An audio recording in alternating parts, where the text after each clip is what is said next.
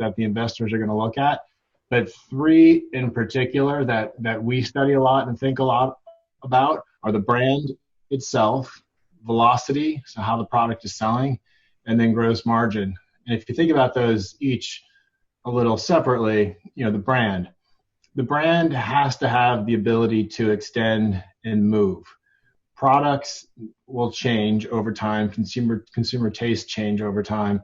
One of the things that we kind of often see from earlier stage companies is that a brand may actually reflect what the initial product is and is not necessarily a brand. We always try to counsel to stay away from putting like an ingredient name, for example, in your brand. By definition, you have just limited where that brand can go. And at the beginning, there's no reason to limit yourself. And that alone could be a reason you could grow to a $50 million business and be centered around an ingredient, but you've limited where you can go. So that alone may kill the chance that the company might find a buyer, at least at a good price, the price you want, the price you deserve. If you look then at velocity. So velocity is selling off the shelf. I used to be an investor before I was a banker. I was at a board meeting probably about 15 years ago, and I heard one of the best phrases this guy was saying, like, built and sold a company. Is like, you never want to be a shelf warmer. You never want to collect dust. It's got to turn. It's got to move. And, for velocity, it's always got to be constantly increasing as well. We kind of talk about it as like laddering up. So figure out what your baseline sales are. So when you're not on promotion, 4 or 6 weeks, what are you doing? You're doing 5 units per store, per SKU per week. You go on promotion, hopefully you're seeing a nice, 50%, 80% lift when you're on promotion. But now you have that baseline, you have the promotion, your new baseline must be higher than pre-promotion. So now hopefully it's 5.5, 6, units per SKU per store per week. And that has to continue to happen, because what you're doing is you're selling on the future. You're selling on what's going to happen. And when you bring in an investor in or a buyer, you're saying that you're going to get here, and you're only here yet. And how are you going to believe that if the velocities have plateaued or they're going down? Because there are two ways to grow, or a bunch of different, but you've got, if you think about it in a pure way, velocity and distribution. Obviously you can have new products, the brand can extend, things like that.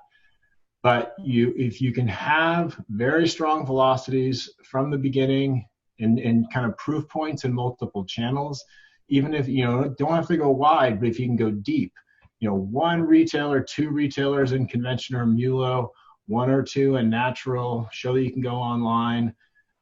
You're showing the possibilities of where you can go. So we always study velocity so much when we're thinking about taking on a client.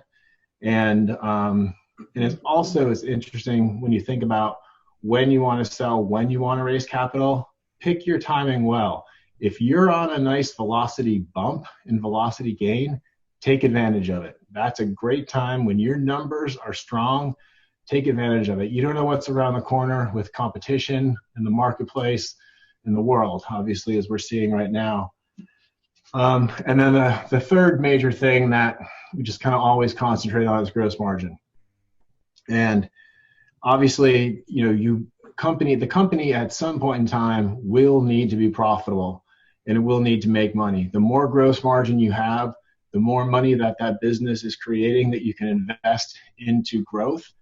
Honestly, that is also the best way to not have to raise money and not have to sell and just build cash. We're selling a company right now that will probably go for $350 to $400 million. One owner owns 95% of the business. You know why? He's got 80% gross margin, and it is one of the most attractive businesses out there. But you're gonna if you do have to raise money, the fact that you have a good gross margin means you're going to need less money to grow. You're going to be able to invest that money in areas for growth. You're not filling holes. You're thinking about the future, and you're able to invest it for growth. You're probably going to need to raise less money.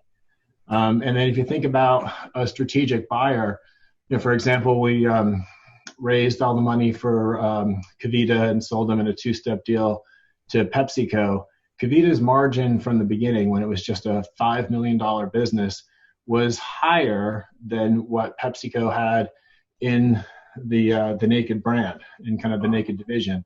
So and they had strong proof of velocity in different channels, and it was constantly increasing. And they had a brand that was all about vitality. The check marks were there, very early on, and the quality of the revenue was strong because the velocity was good. Yeah. So those are three things that we constantly look at, constantly are thinking about, and we use to analyze whether we take on clients, and when we're in the marketplace with them, we're talking about them as well. So brand, velocity, gross margin. I used to say margin covers a lot of sins. That's for sure. Yeah.